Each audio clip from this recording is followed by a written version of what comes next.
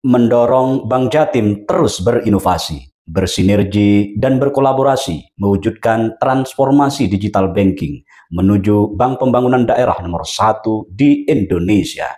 Itulah bunyi sambutan Gubernur Jawa Timur Khofifah Indar Parawansa pada acara hari ulang tahun ke-62 tahun Bank Jatim pada tahun 2023 yang lalu di Hotel Convention Hall Grand City, Surabaya. 3 tahun kemudian, tepatnya pada tahun 2025 saat ini, Bank Jatim itu malah menjadi bank BPD nomor 1 terkorup di Indonesia. Inilah info A1 dari orang dalam Bank Jatim yang belum banyak diketahui oleh publik Jawa Timur. Yang pertama, diperoleh informasi dari orang dalam Bank Jatim di kantor pusat bahwa pencairan kredit lebih dari setengah triliun rupiah di Bank Jatim cabang Jakarta tentunya ada persetujuan dan otorisasi pusat, mengacu pada peraturan perbankan yang mengharuskan persetujuan dari otoritas pusat. Dalam hal ini adalah Otoritas Jasa Keuangan atau OJK. Yang kedua, kredit di atas 50 miliar, minimal 2 orang direksi harus tanda tangan. Persetujuan dilakukan oleh Direktur Kredit dengan Dirut atau Direktur Bisnis atau Direktur Kepatuhan.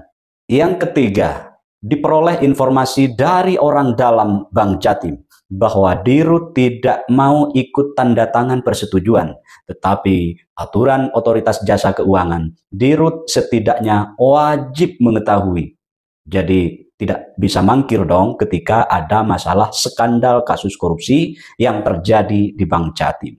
Yang keempat, dengar pendapat antara DPRD Jatim dengan Bank Jatim yang berlangsung pada hari Senin tanggal 24 kemarin membahas soal dugaan korupsi kredit fiktif 500 miliar lebih yang terjadi di Bank Jatim cabang Jakarta berlangsung sunyi senyap. Lalu hasilnya apa? Hasilnya ya juga sunyi senyap. Hanya mereka anggota pansus dengan para pimpinan Bank Jatim yang tahu. Yang kelima, diperoleh informasi sekali lagi dari orang dalam Bank Jatim bahwa Dirut Bank Jatim dibayar 150 juta per bulan, direksi dibayar 120 juta belum termasuk tunjangan lain, dan komisaris dibayar 40% dari direktur yaitu 60 juta sesuai peraturan perbankan. Tapi komisaris utama yang juga mantan petinggi Bank BRI dan suami salah seorang artis itu tidak mau digaji segitu. Mintanya 100 juta dan dipenuhi oleh Bank Jatim. Yang keenam, diperoleh informasi dari orang dalam Bank Jatim bahwa manajemen Bank Jatim diduga memenuhi tuntutan karyawan untuk memberi THR 2 kali gaji. Semula karyawan akan melakukan demo jika tuntutannya tidak dipenuhi. Akhirnya Bank Jatim terpaksa merogoh gocek yang tidak sedikit dan menghabiskan anggaran sebesar 75 miliar. Padahal biasanya cuma menghabiskan sebesar 35 sampai 40 miliar. Yang ketujuh, saudara-saudara, pasca ditahannya mantan Kepala Cabang Jakarta, Benny, Direksi Bank Jatim menunjuk Henry Wijaya sebagai Kepala Cabang yang baru. Beliau adalah mantan Kasubdif Hukum Bank Jatim yang sebelumnya menjadi Kepala Cabang Bank Jatim Kabupaten Gresik yang diduga membawa misi untuk mengamankan Direksi Bank Jatim Pusat.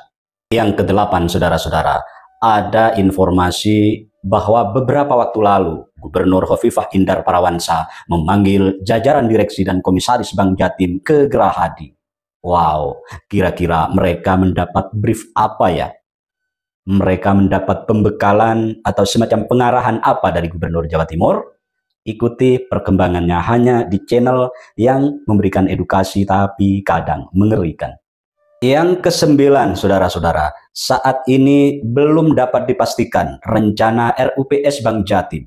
Dari situs Bank Jatim diperoleh informasi rapat umum pemegang saham tahun buku 2024. PT Bank Pembangunan Daerah Jawa Timur itu akan dilaksanakan di Surabaya pada hari Kamis tanggal 24 April 2025 kemarin. Demikian sekilas info miring seputar Bank Jatim.